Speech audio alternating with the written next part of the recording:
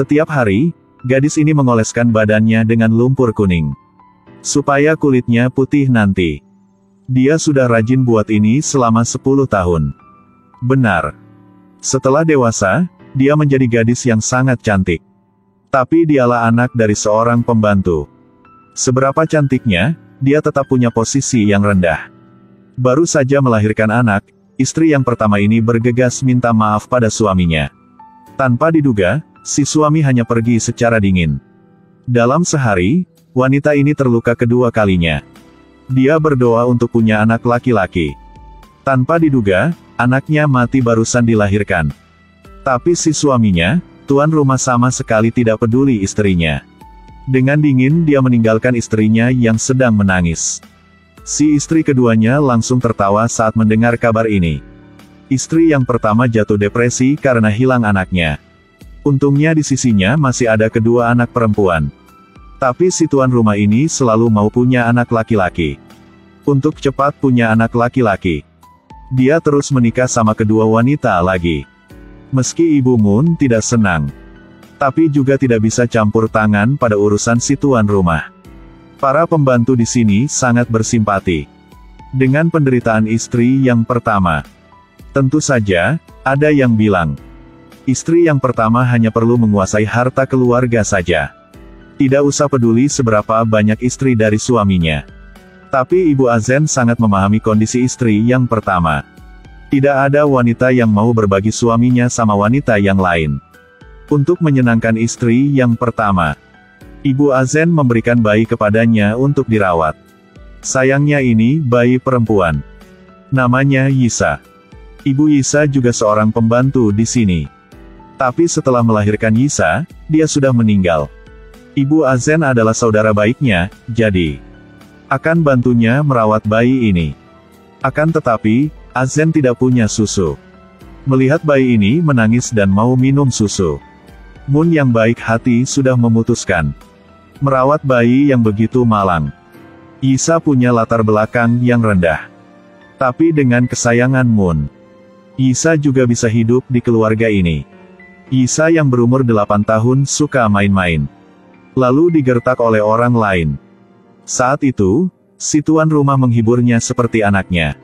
Tepat kali bertemu hari itu, pria ini meninggalkan kesan yang baik di mata Yisa. Untuk Yisa tidak membuat masalah. Moon suruh Yisa belajar menari. Tapi si guru mengejeknya. Muka sama kucing. Pipi dan telinga yang tidak rata. Dengan muka ini tapi mau belajar menari. Oleh itu, Yisa semakin berusaha untuk jadi lebih cantik. Setiap hari, dia mengoleskan badannya dengan lumpur kuning. Melatih tarian dengan serius. Sudah 10 tahun yang berlalu. Yisa sampai umur 18 tahun. Menjadi gadis yang paling cantik di daerah ini. Dengan kecantikannya, Yisa mulai berpikiran untuk berubah nasibnya. Tapi dia letakkan peluang itu kepada pria. Tanpa diduga, tidak lama kemudian, sempatnya datang. Untuk tahu kenapa si tuan rumah sangat mencintai si istri yang kedua. Yisa yang nakal. Mau cari caranya. Dia memanjat pohon untuk melihat mereka. Siapa tahu, adegan di depannya membuat Yisa bergementar. Pembantu dari si istri kedua sedang memijat untuk tuan rumah. Yisa melihat dengan teliti. Tiba-tiba ketahuan si tuan rumah. Mereka saling menatap mata. Yisa ketahuan, dia terkejut sampai jatuh ke sungai. Si istri yang kedua sudah menemukan. Saat mau menghukum Yisa, si tuan rumah hadir dan bantu Yisa. Orang yang paling berkuasa di sini bilang, jadi semua istrinya harus diam. Yisa terharu karena si tuan rumah bantunya. Sedangkan si tuan rumah, dia tertarik pada badan Yisa yang basah. Dia menutupi badan Yisa dengan bajunya. Yisa dulunya sudah hormatinya, ditambah ini dia memang lebih senang. Perasaan antara mereka mulai dari sini. Tapi ini bukan hal yang baik. Perjuangan kelima wanita mulai dari sini.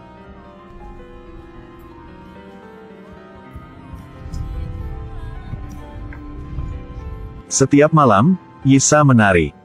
Untuk mendapatkan peluang yang baik. Semakin melatih, semakin bagus keterampilannya. Oleh itu, Yisa bisa berubah nasibnya. Akhirnya, hari itu datang. Keempat istri di istana ini mau bersaing untuk mendapatkan cinta dari si tuan rumah. Perjuangan ini sudah berlangsung sejak lama. Sedangkan Yisa, dia menggunakan kecantikannya untuk jadi pemenang. Menarik perhatian si istri ketiga. Si istri ketiga mau memanfaatkan Yisa untuk dapat cinta dari suami. Tanpa diduga, keputusan itu buatnya menyesal yang keras. Istri yang ketiga menyusun untuk Yisa menari di pesta ulang tahun si tuan rumah. Benar, Yisa memang sangat cantik. Ditambahi tarian yang bagus dan badannya yang halus, sudah berhasil menarik perhatian si tuan ini. Tanpa diduga, hal itu memang membuat istri yang pertama marah banget. Tapi ini bukan hal yang pertama. Meski tidak mau, si istri yang pertama juga tidak bisa lakukan apa. Hanya bisa marah dan benci. Dia sudah menjaga benih yang bahaya ini. Anak yang dirawatnya sejak kecil. Lagi tidak berterima kasih. Sedangkan si tuan ini dan Yisa, malam itu sudah tidur bersama. Membuat kenangan yang indah bersama. Sementara itu, kabar Yisa sudah jadi orang di dekat tuan rumah. Dengan cepat disebarkan seluruh istana. Pembantu yang biasanya bekerja dengan Yisa melihat Yisa dengan pandangan mengagumi dan beriri juga. Yisa juga sibuk dengan pikirannya. Dia akan hidup yang kaya. Ibu Azen selalu di sisi Yisa. Juga merasa senang. Tapi juga merasa kasihan pada istri yang pertama. Ibu Azen mengingatkan Yisa untuk melayani si tuan dengan bagus. Juga jangan lupa kebaikan istri yang pertama. Tapi di kepala Yisa saat itu, hanya ada si tuan saja. Yisa mulai belajar pengalaman dari Ibu Azen. Ibu Azen, yang itu harus gimana ya? Baru memuaskan si tuan. Bukankah ibu pernah menikah? Yisa, Aiza si anak ini. Aku bukan bilang hal itu. Ibu Azen marah dan mengajari Yisa. Hanya pikir sembarangan. Yisa tetap tertawa. Untuk Yisa bisa hidup dengan kaya sepanjang hidupnya, Ibu Azen suruh Yisa cepat berhamil. Di istana ada banyak selir. Karena si tuan belum punya anak laki-laki. Hanya perlu melahirkan anak laki-laki. Yisa baru bisa berkuasa di sini. Yisa ikuti saran Ibu Azen. Mulai bersama si tuan. Benar. Sesudah 3 bulan. Akhirnya, Yisa hamil. Yisa pikir bahwa ini pasti anak laki-laki. Jadi mulai memuji terlebih-lebihan si tuan. Kabarinya bahwa Yisa sudah berhamil anaknya. Dan pasti inilah anak laki-laki. Untuk menyenangkan si tuan, Yisa selalu bilang inilah anak laki-laki. Tapi Yisa tidak tahu bahwa meski si tuan ini seorang buaya darat, dia bukan orang bodoh. Di hatinya sudah berencana dulu.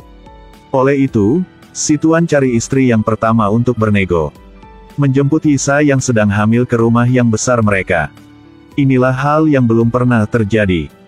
Si istri yang ketiga marah. Awalnya dia mau memanfaatkan Yisa untuk mengalahkan si istri yang pertama. Tanpa diduga, Yisa juga bermimpi besar. Menjadi lawannya juga. Mau memukulku? Harus lihat putra di perutku dulu. Jika ada masalah apa, Tuan pasti tidak akan maafkanmu. Dulu, Yisa hanya seorang pembantu.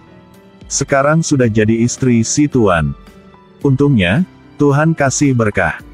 Yisa melahirkan seorang putra. Si Tuan sudah memuaskan. Yisa pikir dia akan hidup dengan bahagia. Tanpa diduga, hari yang bahagianya sudah tutup. Si Tuan tidak bilang apa. Tapi di hatinya, dia meremehkan latar belakang Yisa. Ibu dari pewaris yang satu-satunya di keluarga ini. Tidak boleh seorang pembantu. Jadi si Tuan ini sudah berencana mengusir Yisa setelah melahirkan anak. Dan istri yang pertamanya akan merawat bayi ini. Sementara itu, rahasia ini akan disembunyikan. Yaitu Yisa adalah ibu kandung bayi ini.